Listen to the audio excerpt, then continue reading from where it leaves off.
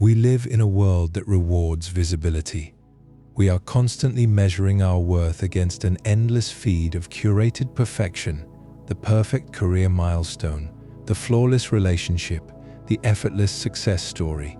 It feels like we are always running towards some distant, shining peak of achievement, yet the closer we get to the summit, the more exhausted and hollow we feel. We know what we should be doing, waking up with purpose, dedicating ourselves fully to a craft, building a life that feels authentic.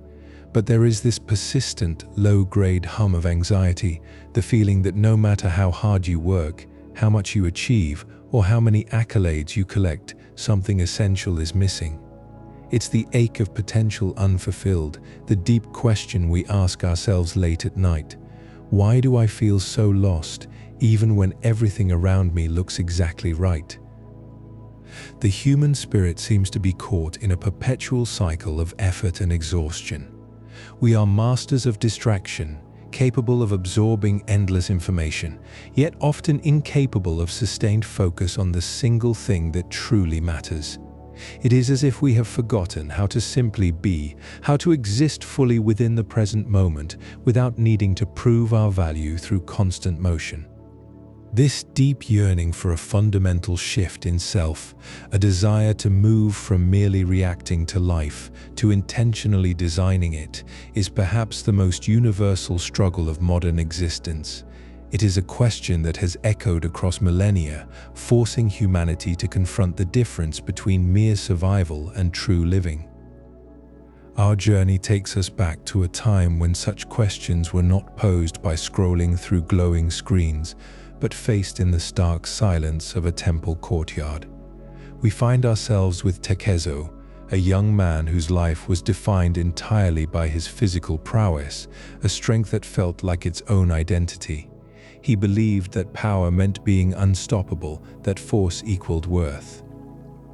His world is challenged when he finds himself trapped on a branch high above the ground, confronting Takuan, an aged monk who sits calmly on a rock below. This scene is not merely a confrontation, it is a crucible, a forced pause in a life built entirely on action. Takezo's initial response is pure, raw energy, rage, frustration, and the desperate need to prove his physical might. He struggles with every ounce of strength he possesses, fueled by anger. He believes that if he just exerts enough force, if he just wants it badly enough, he can break free or perhaps even tear down the world around him. His efforts are magnificent in their desperation, a testament to human will. But Takuan does not engage with his strength. He engages with his mind. He systematically dismantles Takezo's self-image, piece by painful piece. He doesn't argue about muscle. He argues about kind. He contrasts the wild, uncontrolled outburst of emotion, what is called personal malice, with a different kind of power, moral indignation. The lesson here is not that strength is bad, but that raw force without direction is merely noise. The monk teaches him that true power does not come from what you can break, but from what you can choose to build within yourself. He points out the difference between animal courage, the reckless charge into danger, and human wisdom, true courage. Takuan suggests knows fear. It doesn't ignore it. It acknowledges it and then acts with intention despite its presence. The weight of this realization is immense. Takezo realizes that his entire life has been built on a foundation of external validation, the approval of others, the display of power, the adherence to an aggressive code. He was always reacting to slights, reacting to perceived weakness, reacting with fury. This ancient confrontation speaks directly to our modern psychological landscape. We are constantly operating from a place of reaction. Our careers, our relationships, even our self-worth often feel like they are being dictated by external metrics. The salary number, the follower count, the promotion title. We fall into what psychologists call comparison bias, measuring our internal reality against someone else's highly edited highlight reel. The story shows us that this reliance on external validation is a form of fixed mindset, a belief that who we are is defined by what we have achieved or how strong we appear. When the physical strength fails, when the accolades fade, and when the rage subsides, the individual is forced to confront an identity vacuum. The path back begins with radical self-honesty. Takezo's breakthrough moment is not a mighty leap. It is a profound sigh of surrender, the realization that he must become a better man. This shift from "I am strong" to "I must learn" is the essence of the growth mindset.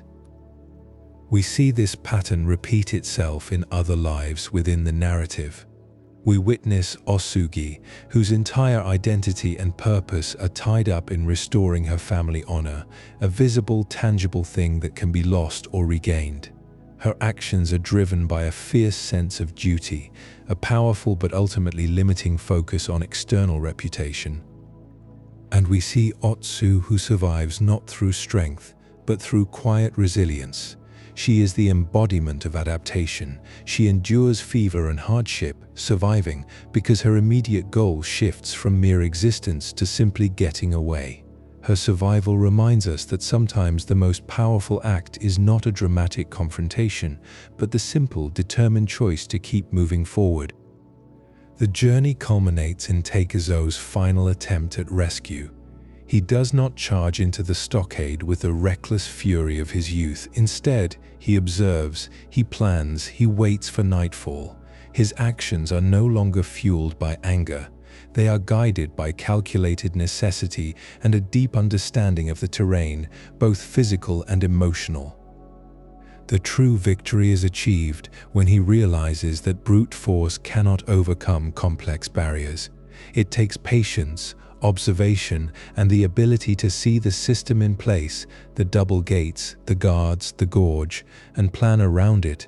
The power shifts from the swing of a weapon to the quiet discipline of thought. The lesson woven through these threads is this: life's most complex problems are rarely solved by sheer willpower or explosive emotion.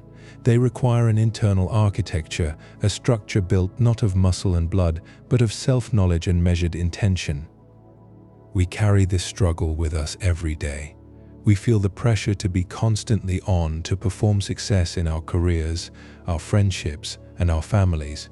We are prone to comparing our messy internal reality to the polished perfection we see online or hear about from others.